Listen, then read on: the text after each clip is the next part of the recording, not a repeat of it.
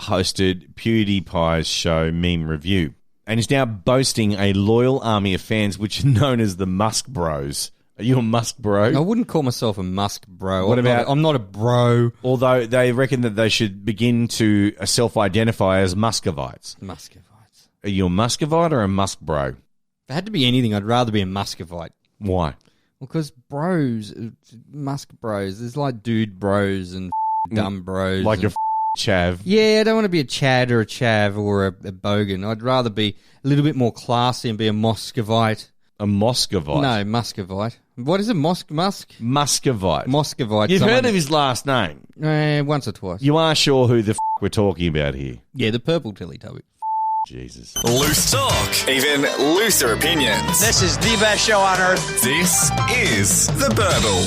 Victorian Police in Australia released a Facebook post as astounding motorists who may have been unwittingly risked a huge fine and demerit points. Now, they asked on social media last Friday in a poll to vote, when using a fast food outlet's drive-through service, can they use their phone to pay? Mm-hmm. So 51,000 people voted that the majority thought it was fine, with 65% voting yes. Well, you know that motorists are usually pretty savvy when it comes to questions posted online, but they didn't know the road rules, because the road rules actually say, when using a fast food's drive-through service, can you use your mobile phone? The answer is no.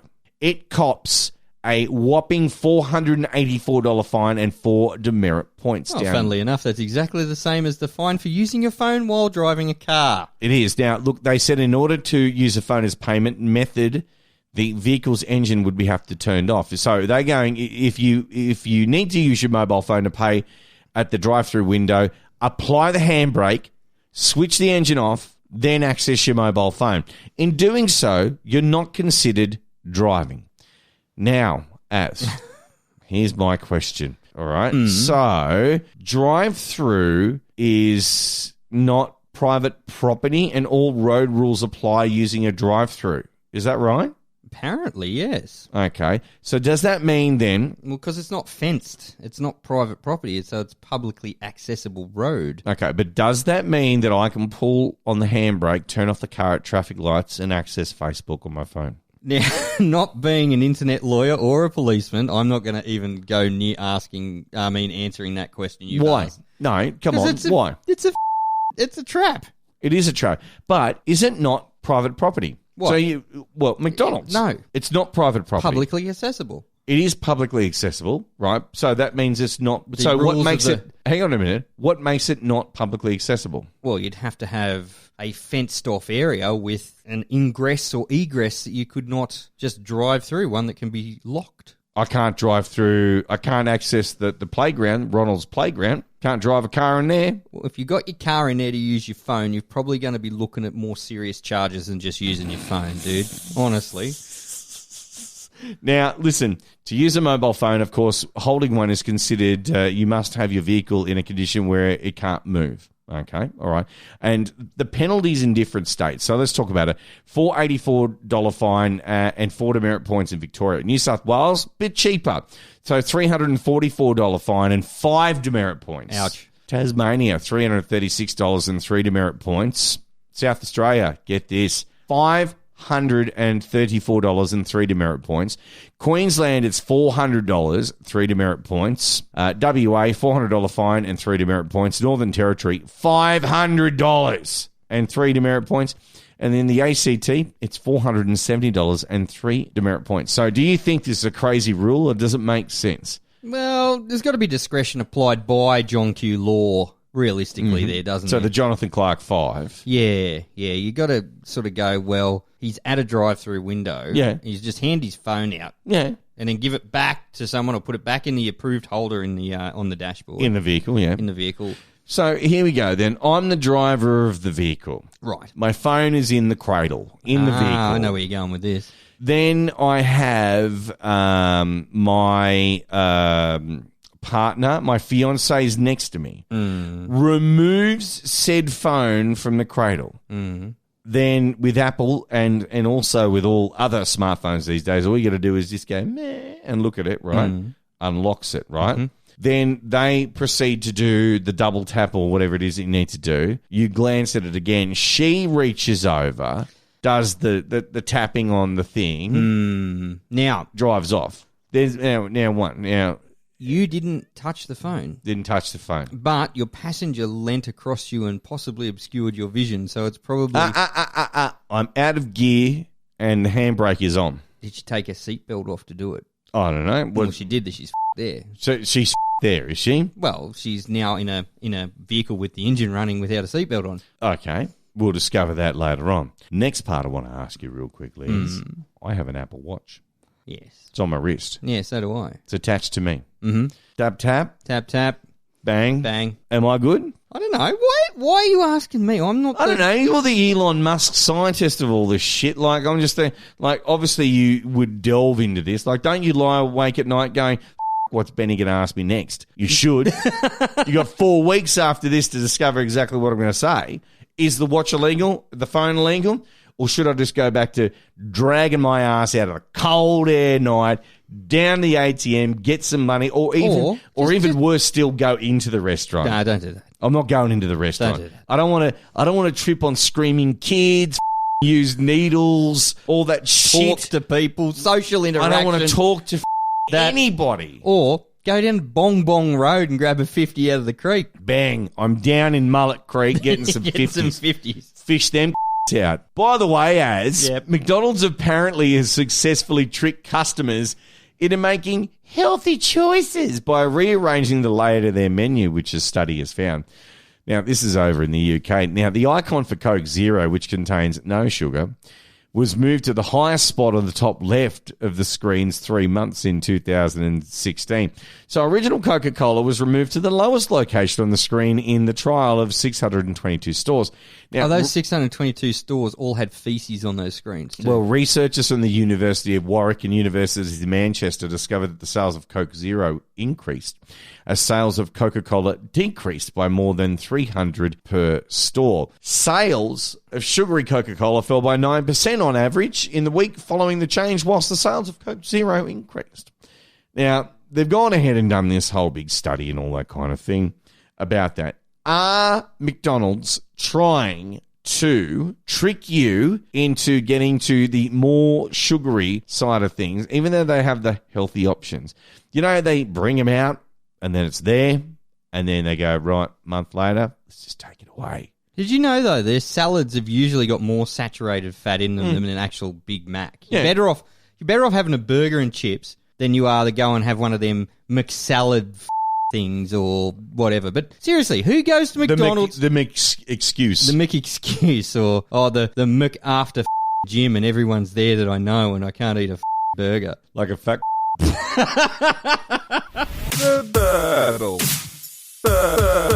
This is going to be good. With Benny and Az. We're pushing it for time. This is going to be a long podcast. Did you hear about the Brazilian gang leader who dressed up as his daughter in a weird jailbreak attempt? I did. This is some messed up shit. Now, prison staff noticed this strange-looking teenage girl walking around a high-security jail. They stopped her and made a stunning discovery. It was actually a Brazilian gang leader trying to escape a high-security prison by dressing up as his teenage daughter. He even planned to leave her behind in the jail. That's as cold as ice. Okay, like, we all know that girls are daddy's little princess and all that kind of thing, but this disguise is absolutely shithouse, okay?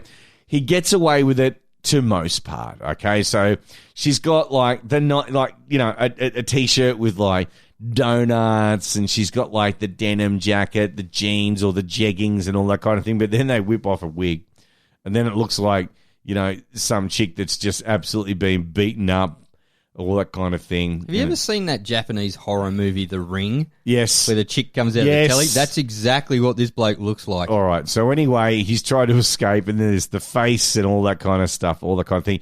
He was then transferred to a special unit of maximum security prison over there in Brazil. So he has been found dead in his cell. Basically, this 42-year-old gang leader and drug trafficker died in an apparent suicide. Okay.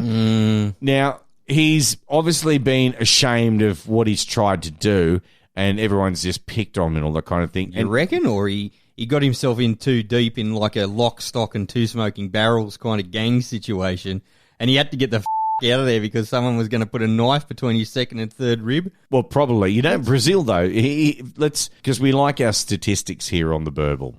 Brazil has the world's third largest prison population after the USA and China has. Yeah, 800,000 inmates. Did you know that they've basically got small walled cities that are prisons in Brazil and Rio and all of those places? Yeah. And you bring your family with you to live in the prison. Pretty much. Seriously, like Pretty you get much. given like basically a home and they stick you in there. The guards are too scared to go in there. It's like, well, Dapto in there. But seriously, though, if you or someone needs help, Lifeline 131114 or visit lifeline.org.au. Or costumebox.com.au to get a better mask than that bloke. This is The Burble with Benny and Az. If you want to travel overseas, Az, make sure that you have got the right details on your passport. Kenny Kennard is no longer able to travel overseas. Is he a country western singer? Well, because his new surname is too offensive to be printed on a passport. He's changed his name to Foo Canard. Kenny Foo Canard. Or Foo Canard. Foo Canard. Foo Canard. Now do it in an English accent. My name's Kenny Foo Canard. That there is Kenny Foo Canard. He's Foo Canard. Foo Canard. Is there a Foo Canard here? Anyone in this classroom called Foo Canard? If you think yourself Foo Canard, go to the principal's office. Anyway, he's not laughing now because he can't travel at all. He can't have his name. He's, by the way, he's some, smart ass that drives a hotted up 92 Toyota Celica or something like that. He's a supermarket worker from Cornwall. He pushes trolleys. He pushes He trolleys. thought it'd be cool to He impress the high school girls outside the shopping centre. He's refused to budge changing his name. He goes, I decided to change my name to Foo Canard a few years ago. When I had to apply for a driver's license, it was accepted fine. So I figured it wouldn't make much difference in applying for a passport.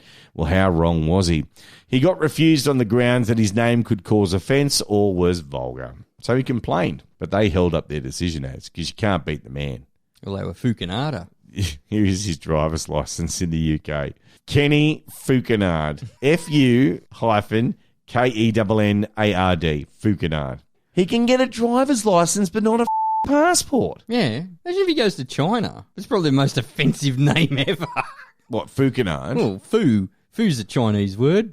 Oh, kind of. It's like that guy that had Taiwan tattooed on his forehead. Oh, yes. Imagine if you had Foo Canard on your forehead. Taiwan is Foo Canard. Oh, yeah, they get your shot. This is The Burble with Benny and Az. As finally, I don't want to whiz through this because this is the best story Well, that we've no had one's whizzing through this anymore. all season. A woman's toilet was destroyed in a violent explosion after a bolt of lightning has struck a septic tank and ignited the fart gas.